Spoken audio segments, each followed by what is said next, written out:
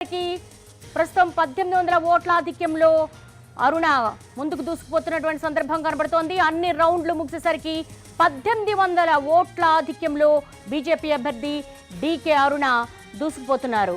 ప్రస్తుతం తెలంగాణ 17 లోక్సభ స్థానాలకు సంబంధించినటువంటి పోస్టల్ బ్యాలెట్ కి సంబంధించిన కౌంటింగ్ కి సంబంధించినటువంటి బ్రేకింగ్ చూస్తున్నాము.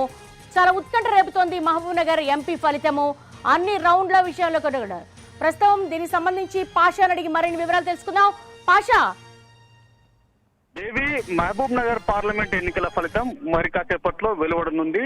ఆది నుంచి కూడా ఇప్పటి వరకు ఉత్కంఠభరితంగానే ఫలితాలు వెలువడ్డాయని చెప్పొచ్చు. మొదటి రౌండ్ నుంచి దాదాపు 13-14 రౌండ్ల వరకు బీజేపీ అభ్యర్థి డీకే అరుణ స్పష్టమైన మెజార్టీని సాధిస్తూ ఇచ్చారు. ఆ తర్వాత కాంగ్రెస్ అభ్యర్థికి లీడ్ వస్తూ వచ్చింది.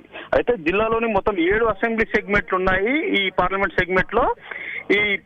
సెగ్మెంట్ లో ఉన్నటువంటి 7 సెగ్మెంట్లలో 3 సెగ్మెంట్లలో కాంగ్రెస్ కి స్పష్టమైనటువంటి మెజార్టీ వచ్చింది. ఇందులో కొడంగల్ ఉంది. కొడంగల్లో దాదాపు 23,000 ఓట్ల మెజార్టీ వచ్చింది.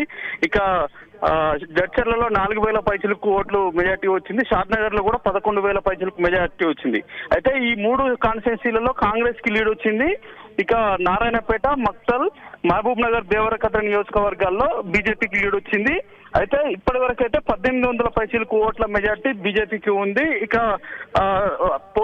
పోస్టల్ బ్యాలెట్ కి సంబంధించినటువంటి కౌంటింగ్ ప్రక్రియ కొనసాగుతుంది. ఈ ప్రక్రియ ముగిసిన తర్వాత స్పష్టమైన మెజార్టీ, అదేవిధంగా గెలుపు ఎవరిది అనేది ఈసీ తేల్చనుంది. మొత్తం మీద క్షణక్షణం ఉత్కంఠభరితమైనటువంటి ఫలితాలు వెలువడుతున్నాయి.